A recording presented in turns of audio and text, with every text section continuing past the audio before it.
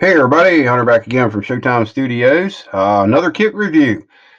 This is going to be on the Fujimi Mercedes-Benz SLS AMG. I picked this up at the last show that we went to. Paid $15 for this one. These are not really expensive kits if you get them off of eBay. This is a very good series. This is along the line of the Porsche 928 that we just did a review on. Anybody that's looking for like a 24-hour build kit or something like that, this is a good candidate for it. Very well molded kits and decent detail for a more of a curbside kit. So we're gonna get this box opened up. We'll show you what's in this one. All right, first off, we'll go ahead and just go down through the parts here. We have the body, which looks to be molded very well on this one. Same thing as the Porsche, probably needs a little bit of deepening on the panel lines, but these are definitely deeper than the Porsche. But I would probably recommend going around with a scribe and deepen them up a little bit more so it doesn't, close them up. And when you get the paint and the clear and all that stuff on it. But few mold lines in the typical locations, but looks to be molded very well.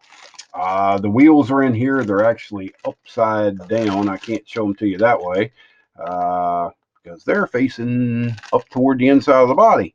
But we have the rotors on here, which are done with the metallic coating, which is pretty cool looking. It's not chrome. It's just like it kind of looks like a, shiny silver is what it looks like. And the wheels are done in that same color. And the tires aren't mounted on these wheels like they are in the Porsche kit, but the wheels look to be molded real nice. So we're going to leave everything in the parts bag. I'm not going to take all that stuff out. Next up, we'll go to the clear parts. Clear parts look pretty decent. Not a whole lot. Tail lights, backup light, and headlight lenses. And the windshield, side glass, and back glass are all molded in one piece. There is 4 injector pin marks right here in the clear parts that make up the top part of the headliner. And what they did in this kit is they actually molded the sun visors and the upper console into the clear parts. So you can go in and address these injector pin marks and paint this headliner area and bring all that detail out. It does have the rear defroster lines molded in the back glass. That's a pretty cool little touch.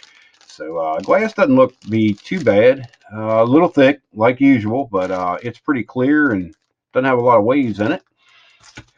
Let's see, what do we have here? This is the emblem for the grill, the front seats, the mirrors are on here, which are one piece in this kit, and the dash is in here in the little wing. I do see some pretty pronounced mold lines on the dash that are going to take a little bit of work to take care of, but overall it doesn't look too awful bad. And this tree, we have the steering wheel, steering column, and the interior bucket itself, and the rear view mirrors in here. The injector pin marks are underneath, which is good. Nothing on the interior, so you could put flocking in here or, do a flat finish for your simulated carpet or whatever. Would look real nice. I know like in a lot of Tamiya kits and stuff, they put the injector pin marks right down in the floor pan instead of having them underneath like that. So that's a nice touch on that.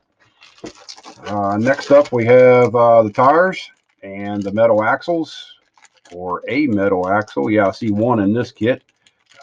We have the smaller tires on the front, wider on the rear, and I don't see any writing on the sidewalls. So they are no-name brand tires on this one. Look to be molded real good. I don't see a big line down through the center of them or a whole lot of flash or anything, so the tires look decent. Next parts tree, we have the interior pan. Now this is just like the Porsche that we did the review on. You can see the engine, the exhaust, the suspension components, things like that are all molded into this chassis pan. And also some of the brake lines and fuel lines, things like that, is all molded in as one. And they did put the injector pin marks on the top side where you can't see them. So that's a great touch. We got the wheel wells in here, some of the suspension components, the back side of the brakes, calipers are on here, springs, but not a whole lot because, like I say, these kits are very simplified. This parts tree here, we have the grill and a lot of the bodywork vents. The windshield wipers are on here, and they're very small. That's a good thing to see in a kit. I see a little bit of flash on a couple of these parts, but not real bad. So next we'll move on to, we have the decals. Now this one has a few more decals than the Porsche did. You have the SLS AMG tags that you can put on it if you're simulating like a showroom stock or something like that. The AMG for the brakes, for the calipers. The emblems, 6.3s on here, a couple AMG emblems, and a few others. So you get a few more decals, and they look to be pretty thin.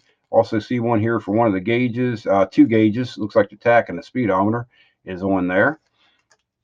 And then the neat thing about this kit, in the box, they give you the photo etched parts for it. And that's for the grill and some of the other vents. And you can also see the 6.3. Let me turn it over here this way. There we go. You can see the 6.3, the SLS emblems, the AMG emblems. So that's pretty cool to get photo etch in a curbside kit. And then they also give you a separate instruction sheet just for the photo etch. And that's real neat. And then we'll get on to the last thing here, which is actually probably the first thing I should have did the review on, is the instructions. And they give you a color call out here on the front. And then they give you a parts tree breakdown of all the parts in the kit. Your decal layout and your paint, your trim paint and all that stuff is right here. And then the first step, you start working on the suspension, chassis, painting all of the exhaust in your oil pan and things like that underneath. Some more suspension components, same thing here. And then you move on to the interior. A lot of probably hand painting involved in this interior, doing all the bezels and stuff around the radio and the center console, and all that stuff has to be hand painted. So that's a pretty time consuming, part of the project, but they give you the detail there. All you have to do is paint it and make it pop out. They give you some decals for the seats. Next, you move on to doing the steering wheel, detailing it with the paddle shifters, and also the putting the dash and the steering column and everything in.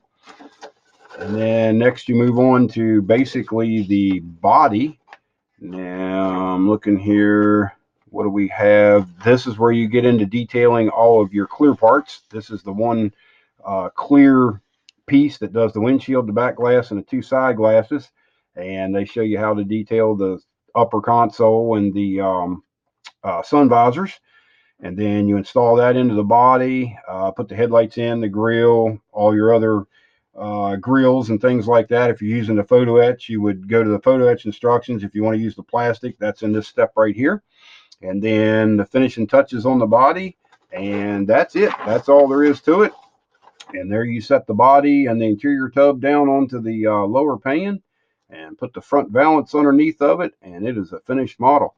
So like I say, these are real nice little kits, pretty well molded, nice options, and they are great for doing something like a quick build, either a weekend build, or in my case, I want to do one of these for a 24-hour build. I think it's something that I can achieve in 24 hours and still turn out a pretty decent little model out of it.